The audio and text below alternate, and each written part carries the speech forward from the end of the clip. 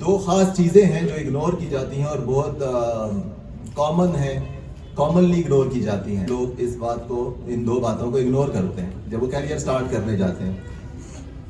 Technical سکل ہمارے پاس اچھی ہونی چاہیے، سب جانتے ہیں، لیکن صرف ٹیکنیکل سکل کی بیس پہ آگے بڑھنا یہ ذرا آسان نہیں ہوتا. ٹیکنیکل سکل کے ساتھ ساتھ دو اور امپورٹنٹ سکلز ہیں. اگر آپ یہ دو سکلز آپ سیکھ لیتے ہیں تو تب ہی ایک کامیاب فری لانسر یا انٹرپرینور بن سکتے ہیں. ان میں سے پہلی جو سکل ہے جس کو میں سمجھتا ہوں سب سے زیادہ اگنور کیا جاتا ہے وہ ہے آپ کی کمیونیکیشن سکل. آپ کو اگر کوئی بھی کام یا کوئی بھی پروجیکٹ ملتا ہے تو آپ کی کمیونیکیشن سکل کی وجہ سے ملتا ہے. بہت سے لوگ آپ نے دیکھے ہوں گے کہ ٹیکنیکلی وہ اتنے ساؤنڈ نہیں ہوتے، ان کی ٹیکنیکل سکل شاید تھوڑی سی کم ہوتی ہے، لیکن اس کے باوجود زیادہ کامیابیاں حاصل کرتے ہیں کیونکہ وہ اپنی بات کو دوسرے سے منوانا جانتے ہیں، وہ اپنے پروڈکٹ کو پریزنٹ کرنا جانتے ہیں.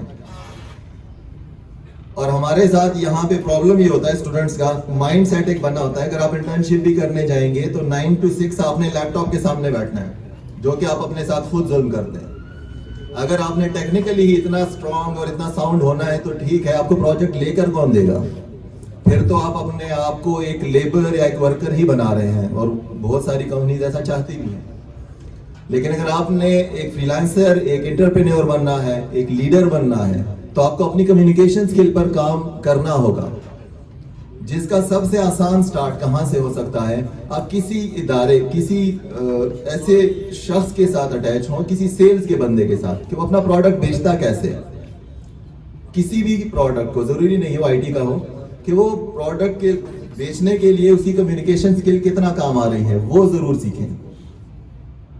کسی ادارے کے ریسیپشن پر بیٹھیں تاکہ ڈیفرنٹ لوگوں کو فیس کریں. میرے اپنے کئی سارے اسٹوڈنٹس جو ایون وہ ٹاپر رہے ہیں، ایک ان میں سے اسٹوڈنٹ آف دا ایئر بھی رہا ہے، لیکن اپنا بزنس سٹارٹ کر کے بہت جلدی ہی وہ فیل کر کے بیٹھ گیا. اب ٹیکنیکلی اس سے اچھا بندہ ان کے پورے شہر میں نہیں تھا، یہ مجھے پرسنلی میں یہ چیز جانتا ہوں. لیکن وہ اس لیے فیل ہوا کہ اس کی کمیونیکیشن سکل زیرو تھی. اس نے کبھی لوگوں کو فیس کیا ہی نہیں تھا، وہ لیب سے کبھی باہر نکلا ہی نہیں تھا، وہ لیپ ٹاپ کی اسکرین سے کبھی باہر نہیں نکلا.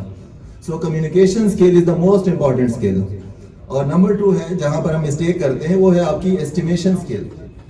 یہ پوائنٹس آپ اپنے پاس نوٹ کر لیں کہ آپ کی ٹیکنیکل سکل ہے، نمبر 2 آپ کی کمیونیکیشن سکل ہے جس پر آپ نے لازمی کام کرنا ہے، اور the third one is estimation skill. estimation again دو چیزوں کی، کہ جب آپ نے کسی کام لینا ہے کسی سے تو اس پہ وقت کتنا لگے گا، ٹائم ایسٹیمیشن. سم ٹائمز آپ کلائنٹ کو بول دیتے ہیں میں 5 دن میں کام کر دوں گا، لیکن آپ 10 دن میں بھی نہیں ڈیلیور کر پاتے. سو ٹائم ایسٹیمیشن بہت امپورٹنٹ ہے. اور اسی طرح سے کاسٹ ایسٹیمیشن ہے. کبھی کبھار تو اس طرح سے ہوتا ہے کہ کلائنٹ سوچ کے بیٹھا ہوتا ہے میں نے اس کام کا 1.5 لاکھ روپیہ دینا ہے، اور لوگ مجھے 2 لاکھ 3 لاکھ کوٹ کر رہے ہیں، مجھے کوئی 1.5 لاکھ والا مل جائے، اور ہم خود جا کے اس کو 40,000 روپے پرائز کوٹ کر دیتے ہیں. تو پھر اس میں غلطی ہماری ہے، اور یہ میرا اپنا ذاتی ایکسپیرینس رہا ہے کہ میں نے خود بھی ایسا ہی کیا تھا. اور بعد میں مجھے وہ کلائنٹ سے جب تھوڑی سی گپ شپ بنی پروجیکٹ کمپلیشن کے بعد، اس نے مجھے بتایا کہ آپ نے بڑی بیوقوفی کی تھی، میں تو آپ کو 2 لاکھ دینے کے لیے ریڈی تھا، آپ نے مانگے ہی 30,000. یہ میں آج سے 16-17 سال پرانی بات کر رہا ہوں جب میں خود فری لانسر تھا. سو ایسٹیمیشن سکل پر آپ کام گھر بیٹھ کے نہیں کر سکتے، آپ کو کسی شخص کے ساتھ بیٹھ کے کام کرنا ہوگا جو آپ کو چانس دے کہ کلائنٹس کے ساتھ وہ میٹنگز میں جائے اور آپ کو ساتھ لے کر جائے، یا آپ کو ریسیپشن پر بیٹھنے کی اجازت دے دے. کوئی بھی ادارہ اگر آپ کو کلائنٹس کو فیس کرنی، کلائنٹ سے میٹنگ میں اجازت دیتا ہے، سمجھ لیں وہ ریئل میں آپ کے ساتھ سنسیئر ہے، وہ آپ کا فیوچر بنانا چاہتا ہے.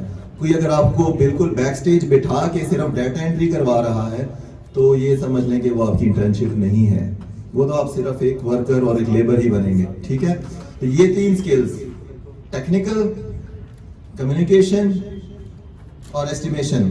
33 لاسٹ میں رہ گیا 1%، and that is your luck. تو یہ میری آپ کو تھوڑی سی نصیحت تھی.